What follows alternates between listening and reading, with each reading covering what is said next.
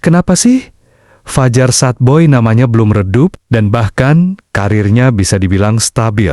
Jika dibandingkan dengan orang-orang yang proses viralnya mirip alias dadakan, contohnya kayak Alif Chapmak, terus JJ Slebeu, dan Bone Citayam. Fajar masih bisa bertahan dan tidak terkena erosi industri hiburan. Mari kita coba bahas dan menganalisa dengan sederhana soal ini dari berbagai referensi yang ada di seluruh alam semesta.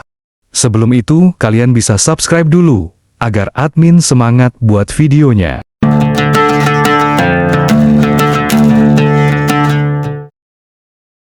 %1 fakta.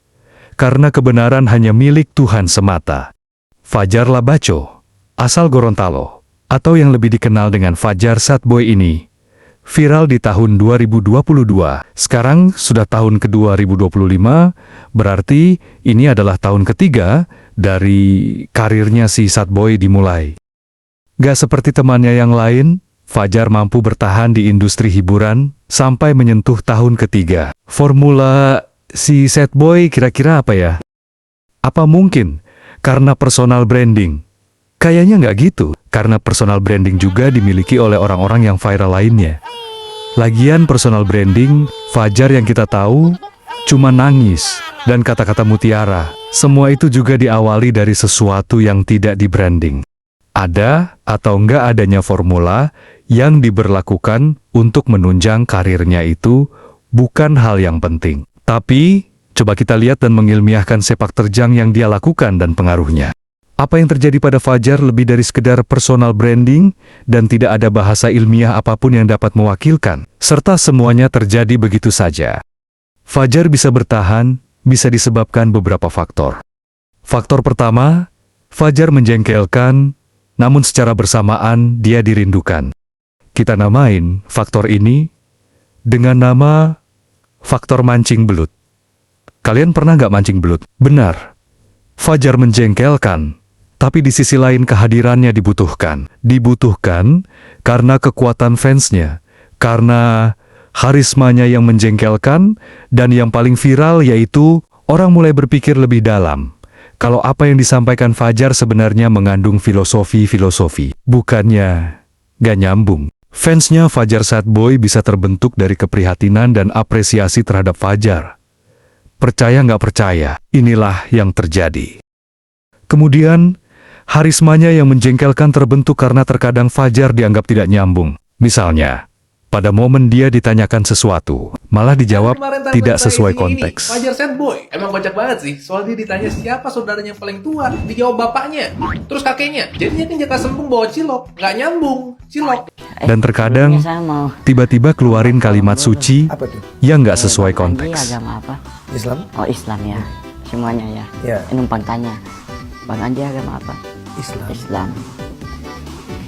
Barang siapa yang sholat Jumat pada hari Sabtu, sesungguhnya dialah orang yang tersesat. Ini menjengkelkan, tapi entah kenapa justru hal ini menjadi kekuatan yang secara nggak sengaja membuat Fajar dirindukan.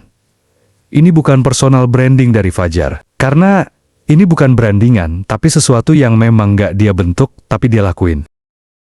Sebagian orang menganggap ini brandingan, dan sebagian lagi menganggap ini kebodohan. Dan gua ikut di bagian orang yang menganggap ini sebagai suatu keberuntungan. Karena suatu kebodohan yang dilakukan seseorang, tetapi mempunyai nilai bagi dirinya sendiri, atau orang lain, gak bisa dianggap sebagai suatu kebodohan.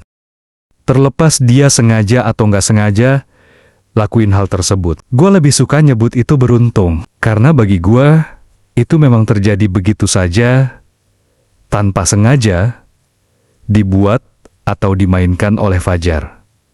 Semoga kalian paham maksud gua. Selanjutnya, filosofi ya. Filosofi pada momen tertentu, saat Fajar ditanyakan sesuatu. Fajar biasanya menjawab dengan lika-liku yang membuat orang lain berpikir. Fajar menjawab sesuatu biasanya dengan menyematkan cerita hidupnya, kejadian yang belum tentu terjadi, dan lain sebagainya. Macam orang tua zaman dulu, kalau nakut-nakutin anaknya, hal ini dipercaya bagi sebagian orang, dan kembali lagi, sebagian orang menganggap ini tidak nyambung. Dan gua masih di posisi sama, yaitu Fajar beruntung. Karena terkadang gua juga berpikir, bahwa mungkin Fajar memang orang yang filosofis. Cuma, dia belum tahu cara menempatkan kata-kata atau cerita pada konteks yang sesuai. Soalnya gue lihat Fajar di acara podcastnya biasa aja, kayak host-host lain. Jadi, kalian di posisi mana? Faktor kedua, Fajar punya usaha. Salah satu penyebab yang membuat Fajar terus diapresiasi adalah karena Fajar punya usaha. Usaha Fajar berupa usaha kuliner dan parfum. Ini ngebuat namanya terus dibicarakan di akar rumput. Faktor ketiga, Fajar mudah bersosialisasi. Fajar mudah bergaul dengan orang manapun dan kalangan apapun. Ini adalah kehebatan dia yang hampir nggak dimiliki oleh orang-orang yang viral lainnya. Secara nggak sengaja, ini ngebuat nama dia terus disematkan pada momen-momen yang mungkin bukan dia yang menjadi sorotan. Hal ini bisa ngebuat peluang-peluang lain terbuka untuk dia.